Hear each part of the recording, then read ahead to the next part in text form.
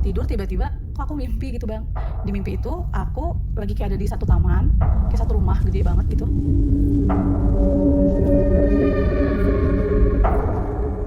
Nah aku tuh tiba-tiba didatengin sama cowok, ganteng banget sih, cowoknya ganteng banget luar biasa.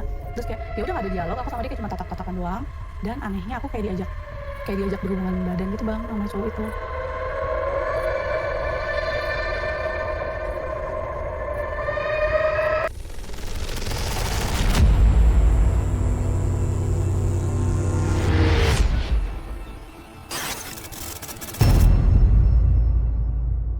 नमस्कार दोस्तों, आज हम बात करने वाले हैं एक ऐसी हॉरर फिल्म जो सिर्फ भूत प्रेत की कहानी नहीं है, बल्कि टूटते रिश्तों, अकेलेपन और उस खालीपन की कहानी जिसका फायदा अंधेरा उठाता है। फिल्म का नाम है पेगाटिन सेटान और द डेविल्स ब्राइड। मूवी की शुरुआत होती है आचा की ड्रीम से, जहां वो एक वीरान घर में एक आदमी के साथ इंटीमेट हो रही थी। सीन शिफ्ट होता है और हम देखते हैं आचा की घर एक एंटिटी को जो ईचा ड्रीम में कर रही थी वो उसके साथ रियल में हो रही होती है। फर्क इतना कि ड्रीम में वो हैंडसम आदमी के साथ थी, जबकि रियल में वो एक एंटिटी के साथ। अगले सीन में हम ईचा का पति एरियल को देखते हैं जो जॉब से आ गया था। एरियल ओवर टाइम करता था क्योंकि उन लोगों का फाइनेंशियल कंडीशन ठीक नहीं था, इसलिए वो ओवर टाइम करके देर रात को घर आता था। जब वो घर आके अपना जैकेट उतारकर दीवार पर लगी हैंगर पर टांगता है, तभी एक एंटिटी का हाथ उस जैकेट को नीचे गिरा देता है। दोनों की बातों से हमें ये पता चलता है कि उनके रिश्ते में दरार थी। दोनों आपस में ठीक से बात नहीं करते। अगले दिन दोनों ऑफिस खत्म होने के बाद अपने अपने कॉलीग से अपने खराब रिलेशन के बारे में बताते हैं और दोनों कॉलीग्स उन्हें आज अपनी पार्टनर के साथ इंटीमेट होने की सलाह देते हैं। फिर रात को जब एरियल घर वापस आता है तो दोनों इंटीमेट होने लगते हैं, पर तभी हम वो एंटिटी को भी उनके साथ ज्वाइन होते हुए देखते हैं। ईचा को उसकी प्रेजेंस का पता होता है, लेकिन एरियल को उसका आवाज नहीं होता। सीन कट होता है। ईचा अपनी ड्रीम में वही घर पर सो रही होती है। फिर वो आदमी एक फूल उसके पेट में रखकर उसे कहता है, तुम कभी भी इन सब से बच नहीं पाओगी मेरी दुल्हन। तभी ईचा जाग के इधर उधर भागने लगती है। फिर वो एंटिटी उसे नीचे गिरा देता है, तभी वो रियल में जाग जाती है। फिर उसे बेड में एक सफेद फूल मिलता है जो वो सपने में देखती थी। अगले दिन हम ईचा को ऑफिस में देखते हैं। वहां भी उसे एक बॉक्स के ऊपर वही फूल दिखाई देता है। वो डर कर उसे देख ही रहा होती कि तभी वो आदमी उस फूल को लेता है। फिर वो आदमी ईचा के पास धीरे धीरे आने लगता है। ईचा डर कर पीछे हट ही रही होती है कि तभी उसकी नजर दीवार पर रखी आईने पर जाती है। आईने में उस आदमी का रिफ्लेक्शन में एंटिटी को देखकर वो चिल्ला के वॉशरूम जाती है और दरवाजा बंद कर देती है। वॉशरूम में उसे वॉमिट आती है और जब वो सिंक में वॉमिट करने झुकती है तो आईने में हमें वही एंटिटी दिखाई देती है।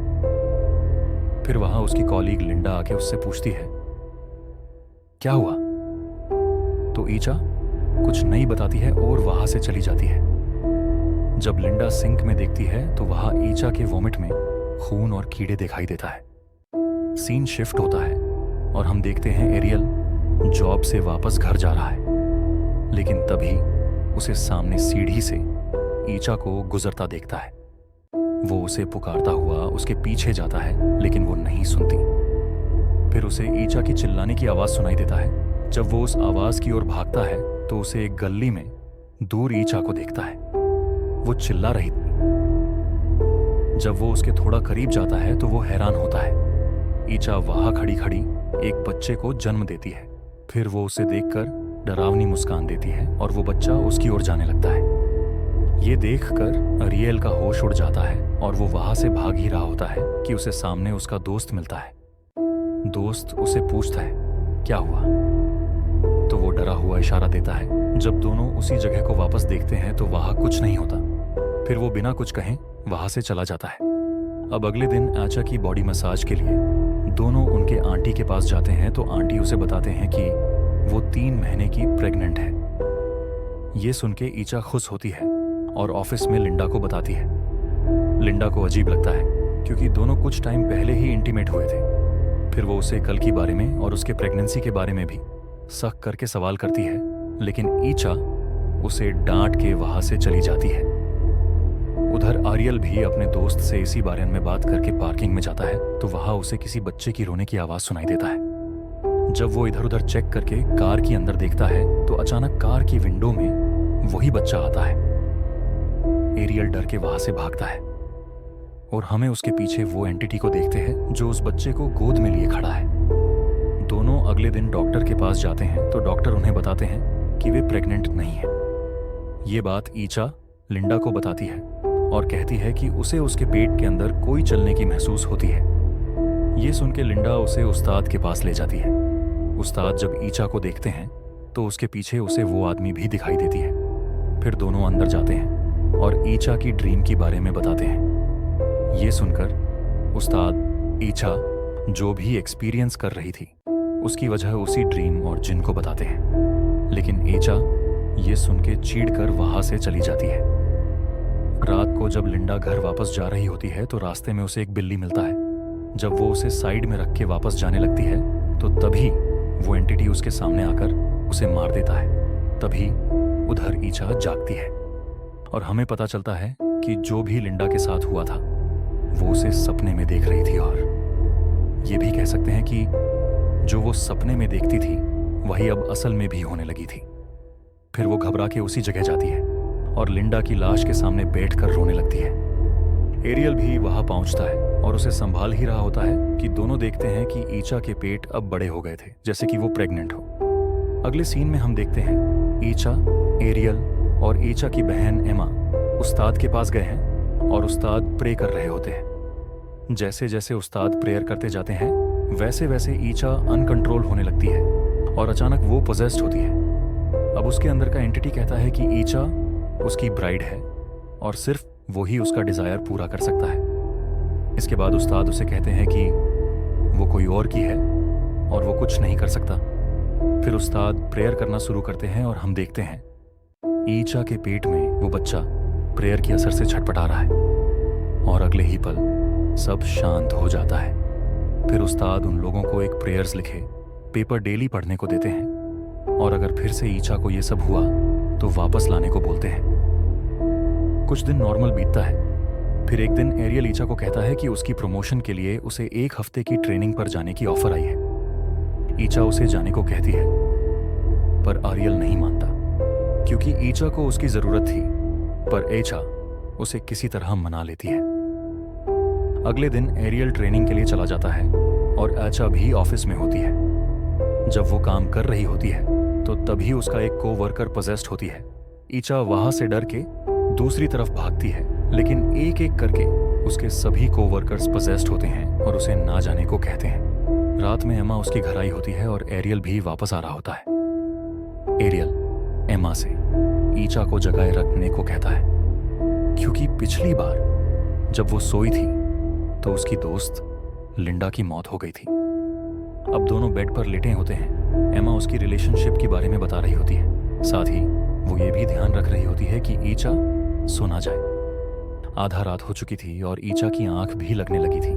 वो किसी तरह आंख को खुला रखने की कोशिश कर रही थी। एमा भी उसे बीच बीच में बुला रही थी, लेकिन अचानक एमा अपने बातों में डूबने लगती है और ईचा की आंख भी बंद होती है। जैसे ही एमा ईचा को सोते हुए देखती है तो वो उसे जगाने लगती है, पर वो नहीं उठती। वो उसे बुला ही रही होती है कि तभी पीछे से वही एंटिटी का हाथ एमा को दूर फेंक देता है। एमा खड़े होकर उसके पास जाने को कोशिश करती है, लेकिन एंटिटी उसे कमरे की बाहर फेंक देता है और दरवाजा बंद कर देता है। फिर वो धीरे से ईचा की पेट में हाथ रखता है और उसका पेट बड़ा हो जाता है। फिर ईचा की आंख खुलती है और वो अपना पेट देखकर गुस्से से भड़क जाती है और वो अपने पेट में जोड़ जोड़ से मारने लगती है।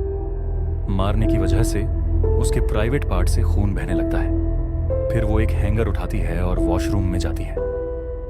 वहां वो उस हैंगर को अपने प्राइवेट पार्ट के अंदर जोड़ जोड़ से डालने लगती है। फिर हम देखते हैं कि उसकी प्राइवेट पार्ट से भी खून और कीड़े निकलते हैं। इसके बाद एक पल के लिए उसका पेट नॉर्मल भी होता है, पर वो फिर से बड़ा हो जाता है। फिर वो और गुस्से से उस हैंगर को फिर से अपने अंदर डालने लगती है।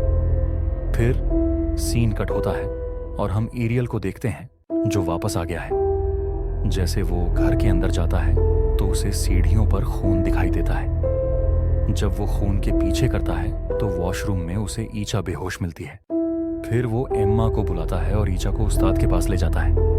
फिर हम देखते हैं कि ईचा को एक बेड पर बांध दिया गया है थी और आसपास उस्ताद और बहुत सारे उलमा बैठकर प्रेयर्स कर रहे हैं। फिर हम देखते हैं ईचा अपनी ड्रीम के अंदर है। वो उस घर से निकलने की कोशिश कर रही होती है पर उसे वो आदमी और एंटिटी रोक रहा होता है। फिर एंटिटी उसको पकड़ता है और उसके मुंह ढक के उसके हाथ में खरोंच देता है और ईचा ड्रीम के बाहर पोजेस्ड हो जाती है। वो जोर जोर से हंसने लगती है और प्रेयर्स कर रहे सभी को डराने की कोशिश करती है। फिर अचानक वो गिर जाती है और शांत होती है, लेकिन कुछ देर बाद वो अपने साथ साथ उसे बांधा हुआ बेड को भी हवा में उठा देती है। फिर वो बेड नीचे गिरता है और कमरे की लाइट्स झपकने लगती है। फिर हवा में ईचा के ऊपर वही एंटिटी बैठा दिखाई देता है। वो एंटिटी ईचा को बेड के ऊपर गिरा देता है और उसका गल दबा के दाह धरने लगता है। फिर वो उस्ताद को भी डराने की कोशिश करता है। उस्ताद प्रेयर नहीं रोकता और एरियल ईचा के कान में उसे वापस आने को कहता है और सब कुछ के लिए सॉरी कहता है। ड्रीम के अंदर ईचा ये सुनती है और उसके आंख से आंसू आती है। ईचा को फिर उन दोनों का शादी के दिन का भी फ्लैशबैक आता है। दूसरी तरह एरियल उसका हौसल बढ़ा रहा होता है और फिर वो प्रेयर करने लगता है और अब ड्रीम में ईचा भी वही लाइन दोहराने लगती है। बार बार उसके प्रेयर से अब वो घर टूटने लगता है और दरवाजा भी खुल जाता है। ईचा किसी तरह एंटिटी के हाथ से आजाद होके उस दरवाजा से बाहर भागती है और वो घर एंटिटी के साथ खत्म हो जाता है और ईचा फाइनली ठीक होके उठ जाती है। मूवी की पोस्ट क्रेडिट सीन में हमें दिखाया जाता है उस घटना को अब 6 साल हो चुकी थी। वो लोग नए घर में शिफ्ट हुए थे। ईचा और एरियल का 2 बच्चे हुए थे। एमा भी अब उनके साथ थी। उनका एक बेटा बाहर खेल रहा होता है। तभी उसकी बॉल गेट के पास जाता है और कोई उस बॉल को उठाकर उसे दे रहा होता है। इसी वक्त एमा भी वहां पहुंचती है और उसे थैंक यू बोल के अंदर जाने लगती है। अंदर जाते वक्त एमा पीछे उस आदमी को मिस्टीरियस लुक से देखती हुई जाती है और कैमरा जब उस आदमी पर शिफ्ट होता है तो हम देखते हैं वो वही आदमी होता है और मूवी खत्म हो जाती है। द डेविल्स ब्राइड सिर्फ एक हॉरर फिल्म नहीं है, ये उस खालीपन की कहानी है जो रिश्तों में दरार और अकेलेपन से पैदा होता है। फिल्म दिखाती है कि जब हम हकीकत से भागते हैं और सपनों में खुद को खो देते हैं तो वही सपने सबसे खतरनाक जाल बन सकते हैं। असली डर किसी जिन्न में नहीं बल्कि उस दर्द में है जिसे हम बोल नहीं पाते। तो दोस्तों, ये थी पेन गेंटिन सेटान और द डेविल्स ब्राइड की पूरी कहानी। अगर आपको ये वीडियो पसंद आया हो तो लाइक जरूर करें और अगर आपने अभी तक सब्सक्राइब नहीं किया है तो सब्सक्राइब करें और बेल आइकॉन को दबाना मत भूलें ताकि आपको अगले वीडियो का नोटिफिकेशन जल्दी मिले। Thank you for watching. See you in the next video.